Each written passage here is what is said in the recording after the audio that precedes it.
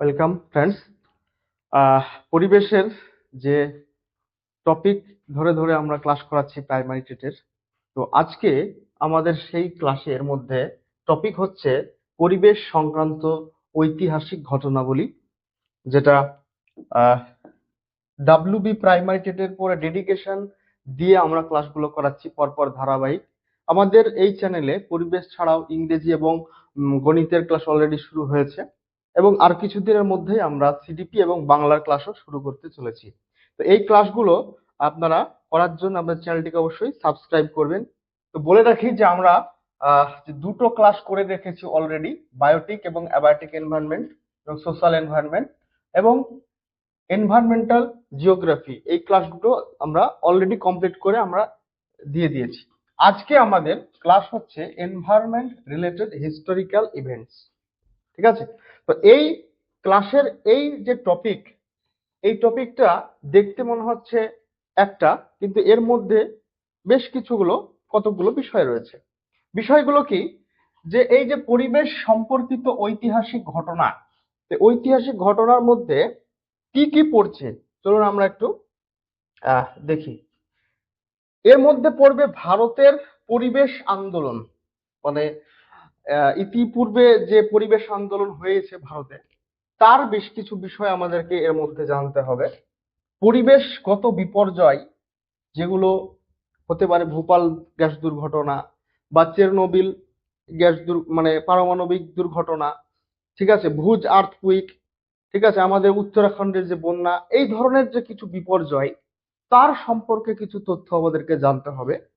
এটাও কিন্তু ঐতিহাসিক ঘটনার মধ্যে পড়ছে। আর একটা জিনিস পড়ছে বিশ্ব সম্মেলন ও আন্তর্জাতিক চুক্তি, অর্থাৎ পরিবেশকে সংরক্ষণ করার জন্য, পরিবেশকে ভালোভাবে টিকিয়ে রাখার জন্য যে আন্তর্জাতিক চুক্তিগুলো হয়েছিল, এগুলোও কিন্তু ঐতিহাসিক, মানে অনেক একটা দিক থেকে, এবং পরীক্ষার জন্য এগুলোও কিন্তু গুরুত্বপূর্ণ। তাই আমাদের এই টপিকের মধ্যে প্রায় 3টে ক্লাস কিন্তু পড়ে যাবে। তো আজকে আমরা এই প্রথম ক্লাস ভারতের পরিবেশ আন্দোলন সম্পর্কে করতে চলেছি। তো চলুন, যারা নতুন রয়েছেন অবশ্যই আমাদের এই টেলিগ্রাম চ্যানেল এবং হোয়াটসঅ্যাপ যুক্ত হয়ে থাকবেন, কারণ এই পিটি গুলো বা পিডিএফ গুলো আপনারা কিন্তু সেখান থেকে পেয়ে যাবেন, তার আপনার পড়তে কিন্তু সুবিধা হবে। আজকে আমরা আর বেশি দেরি না করে শুরু করছি ভারতের পরিবেশ আন্দোলন। তো এক নজরে আমরা বলে দিই যে এই পরিবেশ আন্দোলনের মধ্যে আমাদেরকে প্রায় 7 থেকে 8টা আন্দোলন কিন্তু পড়তে হবে। কি কি আন্দোলনগুলো রয়েছে? প্রথম বিষ্ণুই আন্দোলন, এটা ভারতের প্রথম আন্দোলন। টিপকো আন্দোলন, সাইলেন্ট ভ্যালি আন্দোলন, জঙ্গল বাঁচাও, অ্যাপিকো, নর্মদা বাঁচাও, তেহরি ড্যাম এবং পশ্চিম ঘাট রক্ষা আন্দোলন। এতগুলো আন্দোলন কিন্তু আমাদের পরীক্ষার জন্য খুব খুব গুরুত্বপূর্ণ। শুধুমাত্র প্রাইমারি টেট নয়, যে কোনো পরীক্ষার জন্য জিকে হিসাবে এই টপিকগুলো আজকের ক্লাস কিন্তু ব্যাপকই গুরুত্বপূর্ণ। যেমন ডাব্লিউবিসিএস হতে পারে, মিসলেনিয়াস হতে পারে, বা যে কোনো গ্রুপ সি, গ্রুপ ডি, যে কোনো পরীক্ষায় জিকে পার্ট থেকে এই ভারতের পরিবেশ আন্দোলন থেকে কিন্তু প্রশ্ন এসে থাকে। ঠিক আছে, তাহলে শুধু প্রাইমারি টেট লক্ষ্য নয়, আমরা সবকিছু লক্ষ্য করে আজকের ক্লাসটি করব। তো প্রথমেই বিষ্ণয় আন্দোলন এর একটা প্রেক্ষাপট আমি একটু বলে দিই। বিষ্ণয়ের অর্থ হলো 20+9। এটাকে আমরা হিন্দিতে কি বলি? 20কে আমরা বলি 20, আর এটাকে বলি 9। তাহলে এই 20 থেকে আর এই 20-9 থেকে একসাথে হয়েছে বিষ্ণই। ঠিক আছে, তো এই বিষ্ণই হওয়ার ইতিহাসটা কি? যে রাজস্থানের একজন বিখ্যাত ব্যক্তি ছিল জামভাজি, যার নাম, ঠিক আছে, জামভাজি আমরা জানি। এই ব্যক্তি, ইনি তার অনুসারীদেরকে এই 29টা উপদেশ মেনে চলার কিন্তু উপদেশ দিতেন, যে 29টা কাজ তোমরা সবসময় করবে, এবং তার কথা মতো এই 29টা উপদেশ তার অনুসারীরা মেনে চলতো। যারা মেনে চলতো তাদেরকে বলা হয় এই বিষ্ণুই। তো একদিন কি হলো, যে 1730 সালের সময় রাজস্থানের যোধপুরের রাজা অভয় সিং তার একটা প্রাসাদ করার ইচ্ছা হলো, নতুন রাজপ্রাসাদ করবে। তো তিনি সেনাপতিকে আদেশ দিলেন যে যাও, খেজুরি গাছ কেটে নিয়ে এসো। এবার খেজুরি গাছ হলো এই বিষ্ণুদের একটা মানে স্যাক্রেড ট্রি, ঠিক আছে, বা পবিত্র গাছ, ঠিক আছে। এই খেজুরি গাছ বিষ্ণুদের কাছে একটা পবিত্র গাছ। এবার এই পবিত্র গাছ তো এরা কাটতে দেবে না।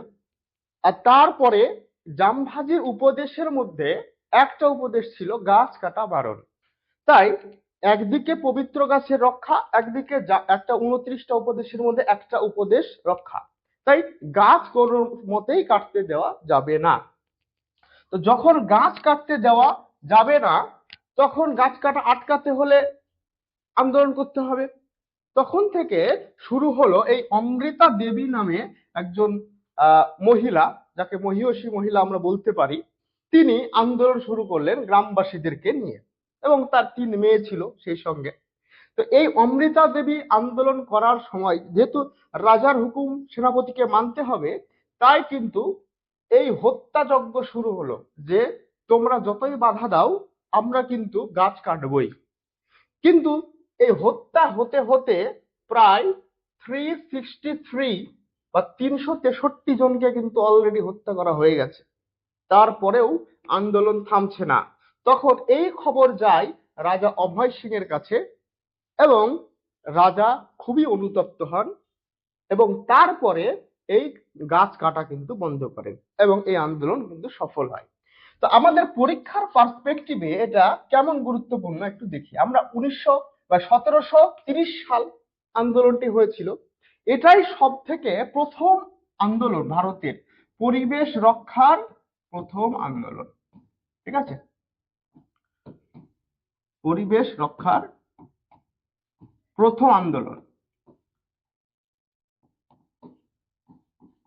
তাহলে পরিবেশ রক্ষার প্রথম আন্দোলন হিসাবে এটা গুরুত্বপূর্ণ। কোথায় হয়েছে? রাজস্থানের যোধপুরের খেজারলি গ্রামে, এটাকে মারোয়ার অঞ্চল বলা হয়। আন্দোলনের নেতৃত্বে কে ছিলেন? অমৃতা দেবী, এটা বললাম, ঠিক আছে। এবার এটাকে গাছ রক্ষা আন্দোলন বলা হয়, কারণ তারা পরিবেশকে রক্ষা করতে হবে এই চিন্তা ভাবনা থেকে কিন্তু আন্দোলন করেনি। তারা ওই খেজুরি গাছকে রক্ষা করতে হবে এই উদ্দেশ্যে আন্দোলন করেছিল। তাই এর নাম কিন্তু গাছ রক্ষা আন্দোলন বলা হয়, ঠিক আছে। কতজন মারা গিয়েছিল? 363 জন বিষ্ণুই প্রাণ দিয়েছিল, ঠিক আছে। তাহলে এই আন্দোলন কিন্তু সফল হওয়ার পর অনুপ্রেরণা পায় ভারতের পরবর্তী আন্দোলনগুলো, যেগুলো গাছ রক্ষা হয় বা পরিবেশ রক্ষার জন্য বিশেষ গুরুত্বপূর্ণ। এবার নেক্সট আমরা দেখে নিই যে কি আন্দোলন রয়েছে আমাদের। হচ্ছে 2 নম্বর, চিপকো আন্দোলন। এমন কেউ হয়তো এখানে নেই যারা চিপকো আন্দোলন সম্পর্কে জানে না বা এর গুরুত্বপূর্ণ বিষয়বস্তু প্রেক্ষাপট জানা নাই। চিপকো আন্দোলন হয়েছিল আমাদের তৎকালীন উত্তরপ্রদেশ, এখন উত্তরাখণ্ড হয়ে গেছে, উত্তরাখণ্ডের গাড়োয়াল প্রদেশের চামোলি জেলায়। তো এর ইতিহাস কি? চিপকো কথাটার অর্থ হলো জড়িয়ে ধরা। চিপকো কথার অর্থ হলো এরকম করে জড়িয়ে ধরা। এবার আমাদের উত্তরাখণ্ডের যে গাড়োয়াল প্রদেশ রয়েছে সেটা কিন্তু হিমালয় পাহাড়ের অন্তর্গত একটা জঙ্গল এলাকা বা অরণ্য এলাকা। তো সেই এলাকায় ঠিকাদাররা গাছ কাটা শুরু করে বাণিজ্যিক উদ্দেশ্যে, গাছ কেটে বিক্রি করবে, প্রফিট হবে। হয়তো সেখানে গভর্নমেন্টের কিছু যোগদান অবশ্যই থাকতে পারে। এবার এই গ্রামবাসীরা সেই গাছ কাটাটাকে ঠেকানোর জন্য গাছকে এইভাবে জড়িয়ে ধরেছিলেন যে আমরা কোনো মতে গাছ কাটতে দেব না। এবার জড়িয়ে ধরে আন্দোলন করেছিলেন বলে নাম হয়েছিল কিন্তু চিপকো, ঠিক আছে। হিন্দিতে চিপকোকে মতলব জড়িয়ে ধরা, ঠিক আছে। তো এই আন্দোলন শুরু হয়েছিল 1973 সালে, 74 পর্যন্ত আন্দোলন চলেছে। তৎকালীন উত্তরপ্রদেশের কোথায় আন্দোলন হয়েছে এটাও যদি প্রশ্ন আসে আমরা বলবো গাড়োয়াল প্রদেশের চামোলি জেলা, ঠিক আছে। এটা উত্তরপ্রদেশ ছিল, বর্তমানে এখন উত্তরাখণ্ড রয়েছে। এই আন্দোলনের নেতৃত্বকে সুন্দরলাল বহুগুণা, ইনি কিন্তু আরো অন্যান্য আন্দোলনের ক্ষেত্রেও কিন্তু আসবে, এই নামটা কিন্তু গুরুত্বপূর্ণ। তার পাশাপাশি যে গৌরী দেবী এবং চণ্ডীপ্রসাদ ভট্ট, এই তিনটেও কিন্তু প্রধান নেতৃত্ব ছিলেন। তাহলে আমরা যদি সুন্দরলাল বহুগুণা না পাই, তার মানে বিচলিত হব না, আমাকে আরো দুটো তিনটে নাম কিন্তু জেনে রাখতে হবে চিপকো আন্দোলনের সঙ্গে। তো বলেছিলাম যে মোটামুটি আন্দোলন সফল, এবং এই আন্দোলনের পরে 1980 সালে ভারতে অ্যাক্ট পাস হয়, যে ফরেস্ট কনজারভেশন অ্যাক্ট, ঠিক আছে, বা ফরেস্ট প্রোটেকশন অ্যাক্ট, বন সংরক্ষণ আইন। কিন্তু এই আন্দোলনের ফলাফল হিসাবে আমরা পেয়েছি, তার ফলে ভারতে কিন্তু এখন বন সংরক্ষণ করা হয় এবং বাণিজ্যিকভাবে বন কাটা কিন্তু নিষিদ্ধ হয়েছে। এরপরে আমরা দেখি সাইলেন্ট ভ্যালি মুভমেন্ট বা সাইলেন্ট ভ্যালি আন্দোলন। সাইলেন্ট ভ্যালি কোথায় অবস্থিত, এটা গুরুত্বপূর্ণ। এটা খুব সুন্দর একটা উপত্যকা অঞ্চল, যেটা সাইলেন্ট ভ্যালি, এটা কিন্তু কেরালায় অবস্থিত, ঠিক আছে। কেরালায় এই সাইলেন্ট ভ্যালি, এটা কিন্তু পশ্চিমঘাট পর্বতের একটা অংশ। এই পশ্চিমঘাট পর্বত চিরহরিৎ বৃক্ষ, অর্থাৎ সারা বছর ঢেকে থাকে এমন বৃক্ষ, যেটাকে আমরা বলি এভারগ্রিন ফরেস্ট, ঠিক আছে, এভারগ্রিন ফরেস্ট। এই এভারগ্রিন ফরেস্ট, যেটা সাইলেন্ট ভ্যালি, অবশ্য এটা আগে একটা শুধুমাত্র ফরেস্ট হিসাবেই ছিল। পরবর্তীকালে আন্দোলন হয় কিসের জন্য, সেটা আমরা দেখি।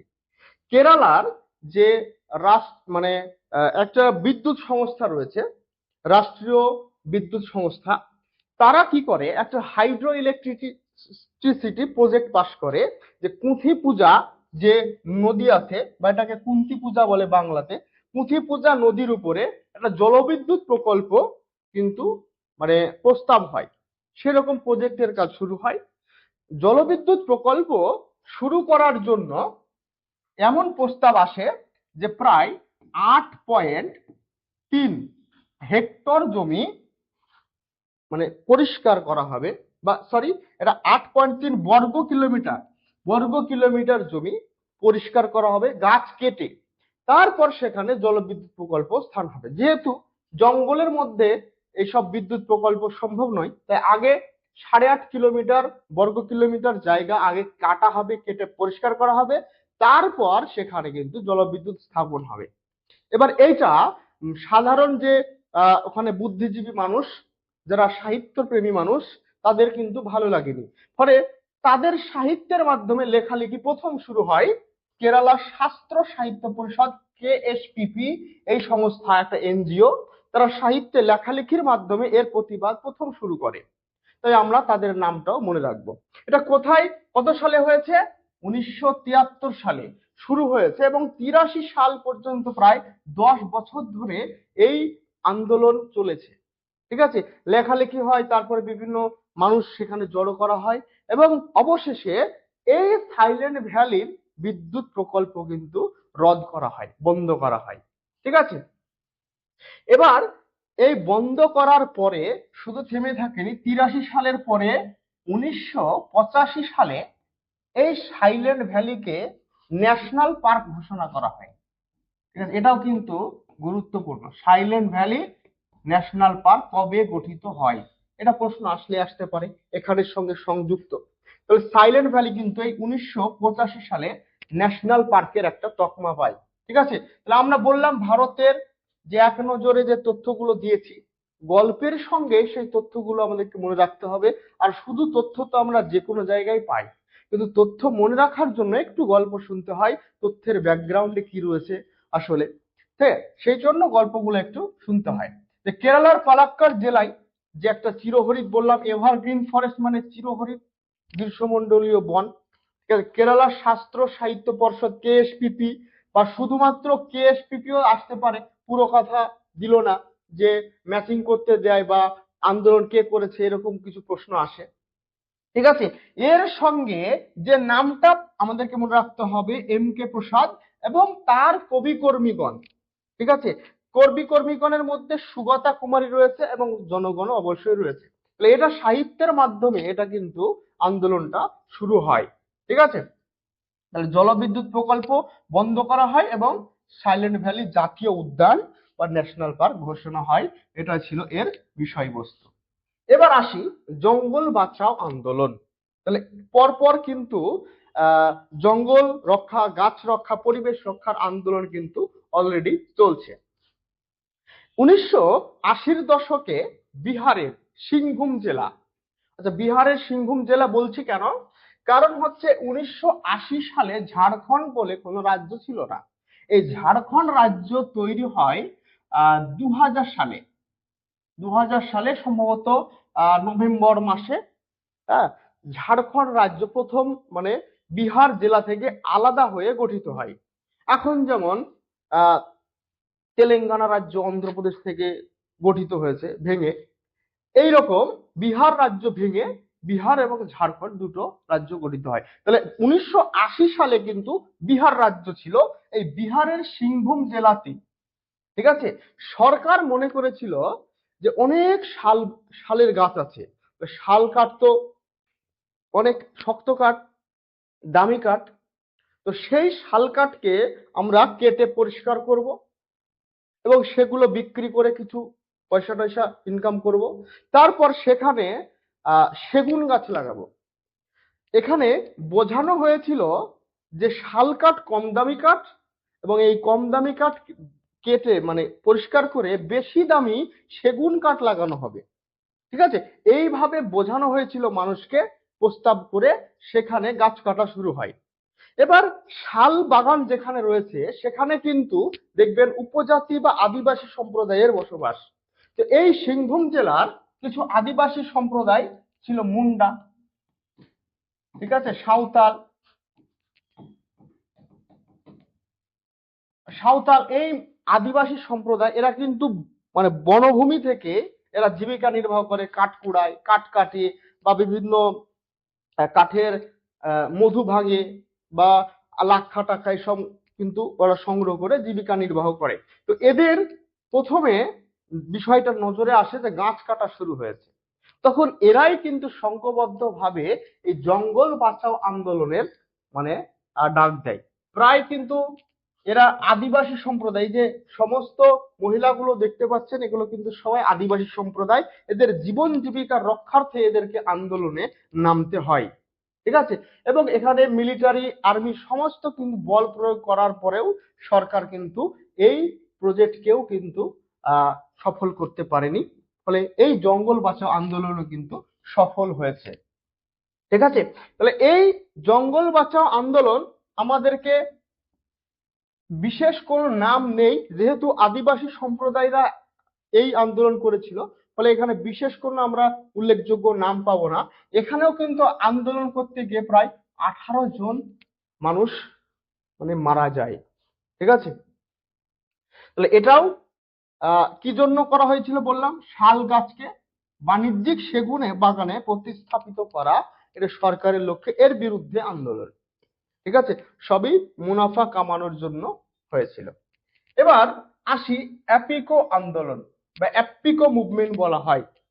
এই অ্যাপিকো মুভমেন্ট আর চিপকো মুভমেন্ট দুটো একই জিনিস, শুধুমাত্র স্থান আলাদা বলে এদের নাম আলাদা। চিপকো মুভমেন্ট আমরা দেখলাম উত্তরাখণ্ডের গাড়োয়াল প্রদেশের চামোলি জেলায়। এবার এই অ্যাপিকো মুভমেন্ট রয়েছে কর্ণাটক রাজ্যের কন্নড় এবং শিমোগা জেলায়। ঠিক আছে, কন্নড় এবং শিমোগা জেলায়। এবার এই কন্নড় ভাষা, এটা একটা ভাষার নাম, এই ভাষায় অ্যাপিকো মানে জড়িয়ে ধরা। ঠিক আছে, তাহলে একই আন্দোলন দুটো জায়গায় আলাদা আলাদা নাম নিয়েছে, সময়কাল আলাদা। ঠিক আছে, ওটা 73 ছিল, এটা 1983। তাহলে নামটার এখানে সালটা মনে রাখতে হবে, সালটার সঙ্গে স্থানটা মনে রাখতে হবে, যে কর্ণাটক রাজ্য। ঠিক আছে, এবার এই আন্দোলনের নেতৃত্ব কে ছিল, পান্ডুরঙ্গ হেগড়ে। ঠিক আছে, এখানে দুজন ছবি দেখতে পাচ্ছেন, দুজনেই কিন্তু আন্দোলনের জন্য খুব মহারথী। এই যে এই ছবিটা দেখতে পাচ্ছেন, ইনি হচ্ছেন পান্ডুরঙ্গ হেগড়ে, এবং এই দাড়িওয়ালা যে বয়স্ক লোকটি দেখতে পাচ্ছেন, ইনি কে জানেন, ইনি হচ্ছেন সুন্দরলাল বহুগুণা। ঠিক আছে, তাহলে ইনি নিজের এলাকায় আন্দোলন সফল করার পরে যোগ দিয়েছিলেন এনার সঙ্গে, কিন্তু নেতৃত্ব দিয়েছিলেন কিন্তু এই পান্ডুরঙ্গ হেগড়ে তিনি নিজেই। এবার তিনি একা তো কোনো আন্দোলন করতে পারবেন না, তাই সেখানকার অধিবাসী গ্রামবাসী সকলকে নিয়ে আন্দোলন করা হয়েছিল। এটারে আন্দোলনের উদ্দেশ্য কি ছিল? এখানে গাছ কাটবে, বন বিভাগ, কন্ট্রাক্টর, ওখানেও গাছ কাটা, এখানেও গাছ কাটা, বাণিজ্যিক ভাবে গাছ কাটাকে বন্ধ করা হয়েছিল। কারণ ওই এলাকায় মানুষের জীবিকা বা পরিবেশ রক্ষা অত্যন্ত প্রয়োজন গাছ কাটার থেকে। তাহলে আমরা চিপকো মুভমেন্টের সঙ্গে লিঙ্ক করেই কিন্তু অ্যাপিকো মুভমেন্টকে জানবো। ঠিক আছে, অ্যাপিকো মুভমেন্টের তিনটে ওয়ার্ড ছিল খুব গুরুত্বপূর্ণ। এটা কি? উবসু, বেলেসু, বালাসু।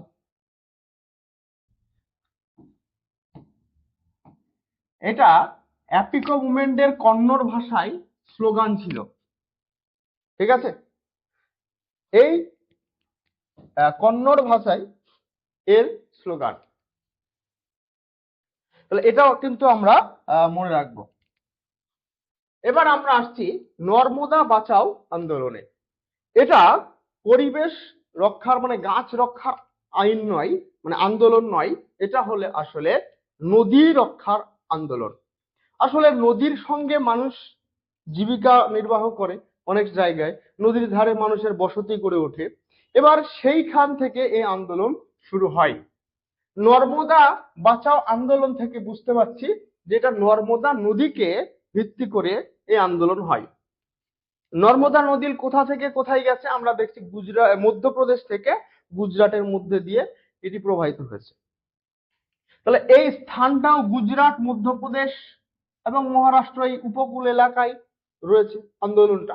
1985 সালে এই আন্দোলন কিন্তু হয়। এই আন্দোলনের নেতৃত্ব দিয়েছিলেন মেধা পাটেকর এবং বাবা আমতে। এই দুজন নেতৃত্ব দিয়ে আন্দোলন করে, সমস্ত গ্রামবাসীকে বা এলাকার অনেক জায়গায় কিন্তু গিয়ে গিয়ে আন্দোলন করা হয়। কি জন্য আন্দোলন? এই নর্মদা নদীতে সরকার প্রায় 3000 মতো ছোট বড় মিলিয়ে ড্যাম তৈরি করার পরিকল্পনা করে, এবং এই ড্যাম তৈরি করার ফলে সেই উপকূল এলাকায় প্লাবিত হওয়ার সম্ভাবনা থাকে।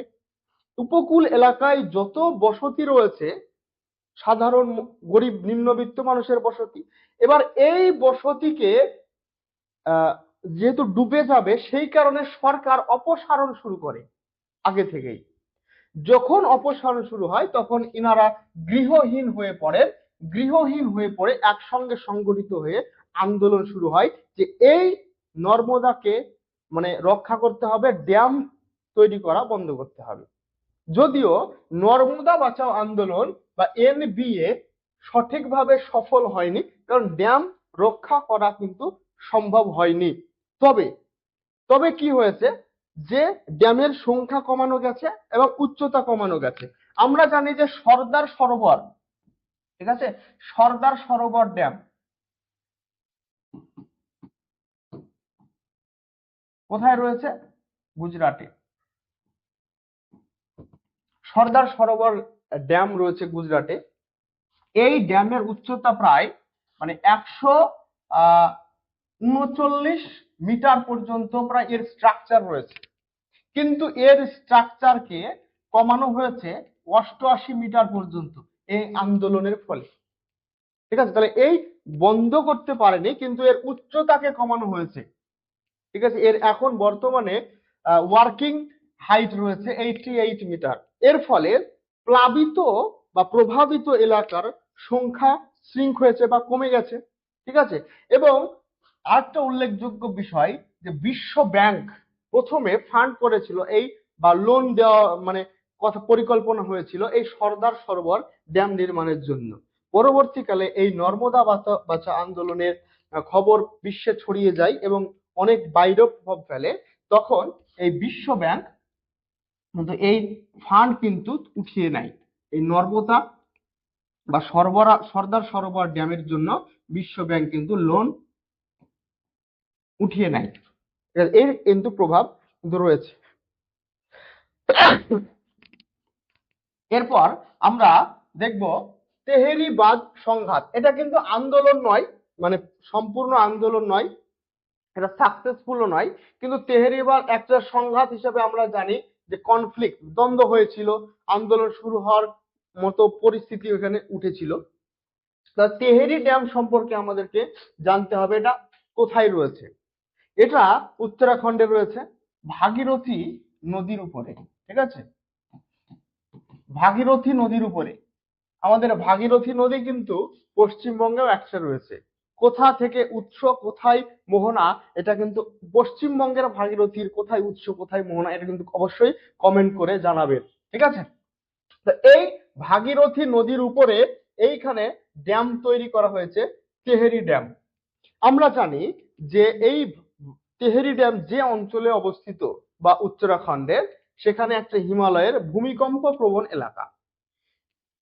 ড্যাম তৈরি হলে কি হয়, সেই অঞ্চলে জলের প্রবল চাপ সৃষ্টি হয়। জলের চাপ সৃষ্টি হওয়ার কারণে ভূমিকম্পের সম্ভাবনা কিন্তু বেড়ে যায়। তাহলে শুধুমাত্র যে ড্যামের এলাকা ক্ষতিগ্রস্ত হবে ভূমিকম্প হলে এমনটা তো নয়, ভূমিকম্প হলে আশেপাশের এলাকাও ক্ষতিগ্রস্ত হবে। তো সেই ইস্যুকে তুলে আন্দোলন শুরু করে আবার সুন্দরলাল বহুগুণা, সেই বয়স্ক ব্যক্তি যার ছবি একটু আগে দেখালাম। ঠিক আছে, উত্তরাখণ্ডের তেহরিতে ভাগীরথী নদীর উপরে এই হয়েছে। 1990-এর দশকে এই কনফ্লিক্ট বা দ্বন্দ্ব বা সংঘাত শুরু হয়েছে, কারণ এটা একটা শহরের বাসিন্দাদের স্থানচ্যুত করেছিল। ঠিক আছে, আবার বাস্তুতন্ত্রকে ক্ষতিগ্রস্ত করেছিল, যে এই এলাকায় গাছগুলো কাটা হয় এবং এই যখন জল ভর্তি হয়ে যায় তার সঙ্গে এই নদীর উপকূল বরাবর অঞ্চল কিন্তু প্লাবিত হয়ে যায়। ঠিক আছে, এটাই ছিল কিন্তু তেহরি সংঘাত। এবার আমরা আরো একটা পরিবেশ আন্দোলন বা পশ্চিম ঘাট রক্ষা আন্দোলন দেখব। এটা এই হেডিংটা ভুল আছে। ঠিক আছে, বাকি বিষয়গুলো আমরা দেখি। আন্দোলন হয়েছিল কত সালে? 1987 সালে। এই পশ্চিম ঘাট হলো আমাদের বায়োডাইভার্সিটি হটস্পটের মধ্যে একটা। আমাদের ভারতে 4টা বায়োডাইভার্সিটি হটস্পট রয়েছে, যার মধ্যে একটা হলো এই পশ্চিম ঘাট। তো এই বিরাট এলাকার যে বায়োডাইভার্সিটি, সেটা কিন্তু রক্ষার জন্য এই আন্দোলন শুরু হয়। কেরল থেকে গুজরাট পর্যন্ত এই পশ্চিম ঘাট কিন্তু বিস্তৃত।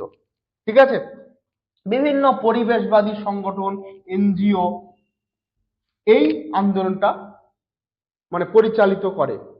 শুধুমাত্র পরিবেশের জীববৈচিত্র্য রক্ষা এবং পরিবেশ রক্ষার সচেতনতামূলক পদযাত্রার মাধ্যমে আন্দোলনটা কিন্তু চলতে থাকে। তবে এই আন্দোলনগুলোর মধ্যে আমরা কি কি মনে রাখার চেষ্টা করব? গল্পগুলো মনে রাখার তো প্রয়োজন পড়বে না, কিন্তু গল্পগুলো আমাদের এই তথ্যগুলোকে মনে রাখতে সাহায্য করবে। তথ্যগুলো কি? যে কোন সালে হয়েছে, নেতৃত্ব কে দিয়েছে, কোথায় হয়েছে, কি বিষয়ের আন্দোলন, এই 4টে জিনিস কিন্তু মনে রাখতে হবে এই প্রত্যেকটা আন্দোলনের ক্ষেত্রে। তাহলে আমরা এই পরপর আন্দোলনগুলো দেখলাম। অবশ্যই এই পিডিএফটা আমরা আমাদের টেলিগ্রাম চ্যানেলে এবং আমাদের হোয়াটসঅ্যাপ গ্রুপে আমরা দিয়ে দেব, এবং আপনারাও এই তথ্যগুলো নোট করে নেবেন এবং আমাদের সঙ্গে যুক্ত থাকলে এগুলো আপনারা কিন্তু অনায়াসে পেয়ে যাবেন। তো আজকের মতো এই পর্যন্তই, দেখা হবে পরের ভিডিওতে আবার বাকি এই টপিকের অন্যান্য অংশগুলো নিয়ে। তো এতক্ষণ পর্যন্ত ভিডিও দেখার জন্য অবশ্যই থ্যাংক ইউ। ভালোভাবে প্রিপারেশন নিন, ভালো থাকুন, সুস্থ থাকুন, ধন্যবাদ।